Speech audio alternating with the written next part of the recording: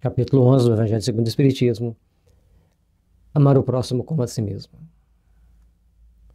Dai a César o que é de César. Os fariseus, tendo-se retirado, entenderam-se entre si para enredá-lo com as suas próprias palavras.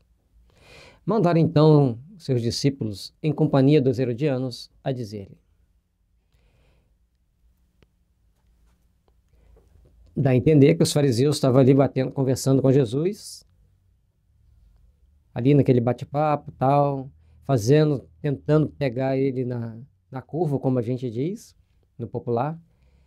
E como Jesus sabia de todas as malícias que eles eram portadores, de todos os jogos que eles faziam de palavras, venceu. Convenceu-os de que ele estava certo, mas eles não queriam admitir o próprio erro. Então, pegaram alguns discípulos e melendaram-nos em companhia de alguns herodianos, alguém da guarda, alguém da vigilância, e a dizer-lhe: mestre, sabemos que é veraz e que ensina o caminho de Deus pela verdade, sem levares em conta a quem quer que seja.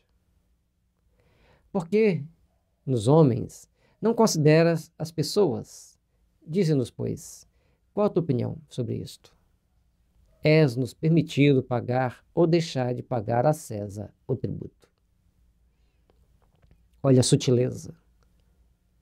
Palavras melífluas, doces, educadas. Faça ideia o tom que eles usaram para falar com Jesus, para demonstrar uma certa submissão à sabedoria do Mestre. Isso, gente, é que nós temos que estar sempre atentos. O mundo ainda está cheio de fariseus modernos. Pessoas que agem astutamente. São os lobos, porque assim eram considerados pelos primeiros cristãos, os fariseus. Pessoas que tomam certas ações, certas atitudes, pensando sempre no que vão ganhar, em como vão se beneficiar.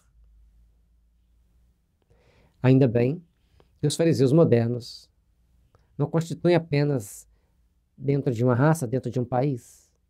Estão em todo o mundo.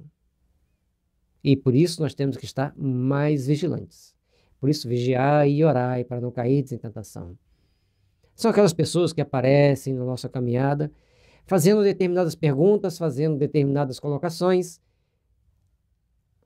sem o mínimo interesse de fazer realizações superiores. E é por isso que nosso cuidado que devemos ter diante dos elogios de palavras meigas e dóceis, que muitas das vezes enganam até os escolhidos. Procuremos trabalhar, meus irmãos, intimamente, para valorizarmos as nossas oportunidades, para valorizarmos o nosso aperfeiçoamento espiritual. Jesus, porém, que lhes conhecia a malícia, respondeu: hipócritas, por que me tentais? Apresentai-me uma das moedas que me dão em pagamento, que se dão em pagamento do tributo. Resposta forte. Colocando-os no devido lugar, hipócritas, por que me tentais? E pede uma moeda. A sabedoria do mestre transcendia tudo que eles entendiam e a tudo que eles podiam imaginar. A sabedoria do mestre dava para eles uma lição de que a vida é diferente quando se entende as leis divinas de uma forma mais transcendente. E eles, sempre agindo com certa hipocrisia, com certa malícia, com certa maldade até. E o mestre, com toda a sabedoria, com toda a elegância de um ser superior, de um espírito sintonizado constantemente com o Pai, sai daquela situação de forma sábia. E tendo-lhe dado eles apresentado um denário, perguntou Jesus: de quem são esta imagem e esta inscrição? De César, responderam eles. Então observou-lhe Jesus: dai, pois, a César o que é de César e a Deus o que é de Deus. Saibamos, pois, que no mundo nós temos muitas responsabilidades para cumprir. No trânsito, você tem que dirigir para você, atento com a pessoa que está na frente e cuidado com as pessoas que estão ao seu lado. Eu gosto do exemplo do trânsito porque nas grandes cidades hoje o trânsito é bastante diversificado. Se o da frente frear, você tem que frear. Mas para isso as luzes de freio têm que estar bem sinalizadas para que você perceba que ele freou e para que o de trás perceba que você freou. Ambos os motoristas têm que estar bastante atentos. Se você vai desviar para um lado ou outro da pista, tem os retrovisores para você olhar para trás. Você vai desviar da pista? Olhe para trás. O que você aprendeu com o seu passado? O que você aprendeu com a sua existência e outras existências? Por isso precisamos aprender a trilhar os caminhos do bem, a trilhar os caminhos do amor, da fraternidade e da luz. Tenhamos, meus irmãos, entendimento para seguirmos bem a luz divina. Tenhamos, meus irmãos, entendimento para procurarmos absorver as bênçãos do amor, livrando-nos dos momentos de dor e procurando trilhar, acima de tudo, os caminhos que nos conduzam ao Pai com harmonia e fraternidade, luz da esperança e bênção do amor, sempre envolvendo nossos corações para realizações de uma manhã de luz, esperança e paz. Tenhamos, pois, meus irmãos, o entendimento de que o mundo exige as coisas de César e a vida espiritual exige as coisas de Deus. Nessas exigências transcendentes, tenhamos sabedoria para oferecer o que é a César, o que é de César, e oferecer a Deus o que é de Deus. Tenhamos sabedoria para olharmos para nós mesmos e ver que tipo de caminhada estamos prosseguindo. Para mantermos bem alto o ideal de amor e de paz, mantermos bem alto o ideal de fraternidade e de luz. A vida resplandece em nossa caminhada. A vida nos ilumina por onde estivermos passando.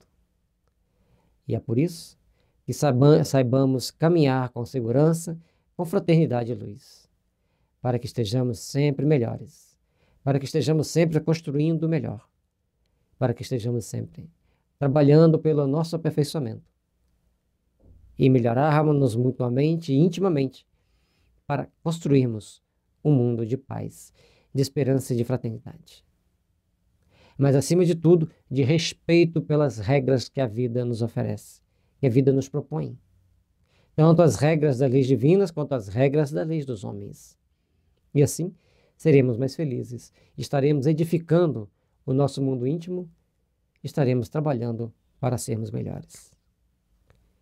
Dai a César o que é de César, dai a Deus o que é de Deus, e, acima de tudo, saiba vigiar-se para agir sempre com sabedoria sob a luz da oração, porque a oração é que nos conduz ao Pai, é que nos orienta o caminho que nos dá o sentido da jornada evolutiva da vida.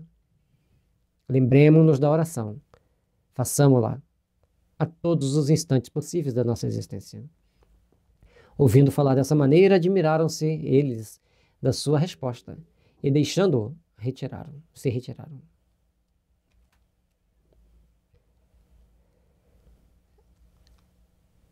É importante nós entendermos que Jesus caminhou junto dos seus adversários, enquanto foi permitido, dentro do processo que estava estabelecido para a sua existência.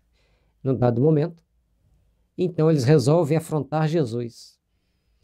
E, ao pregá-lo numa cruz, acendem para o mundo uma nova luz, que é a redenção de todas as almas. Se eles tivessem seguido como esses herodianos e discípulos dos fariseus, deixaram-no, retirassem-se, o mundo talvez não teria o exemplo da cruz, mas eles não teriam o karma da crucificação.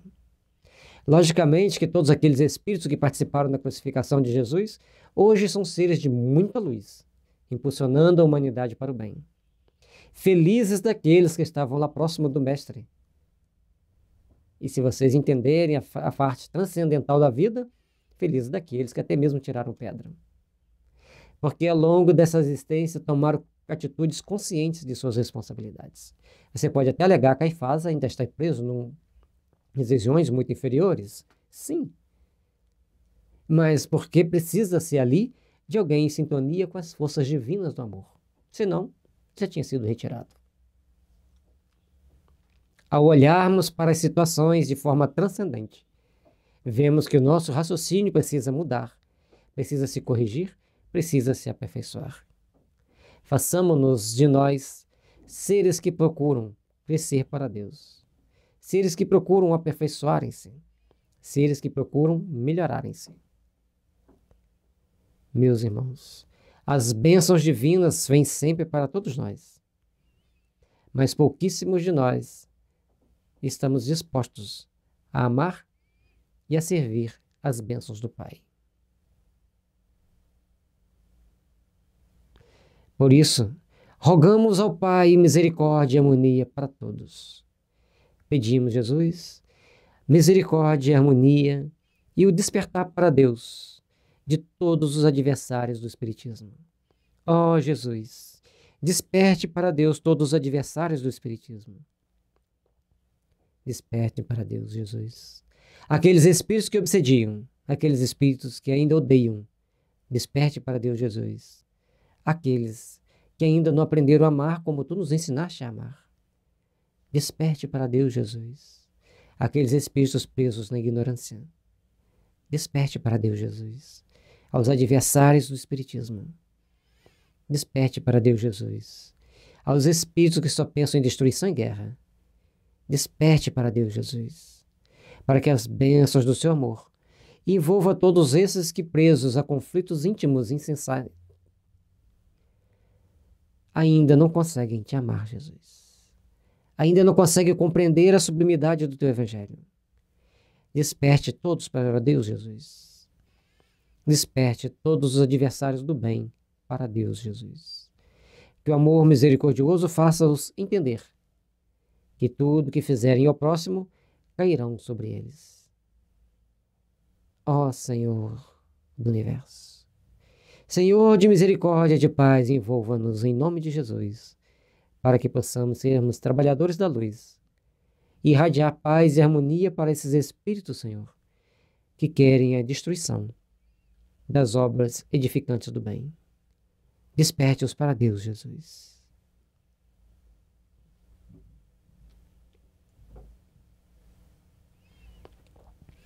Amar o próximo como a si mesmo estará nos impulsionando para melhor caminharmos na direção do Pai.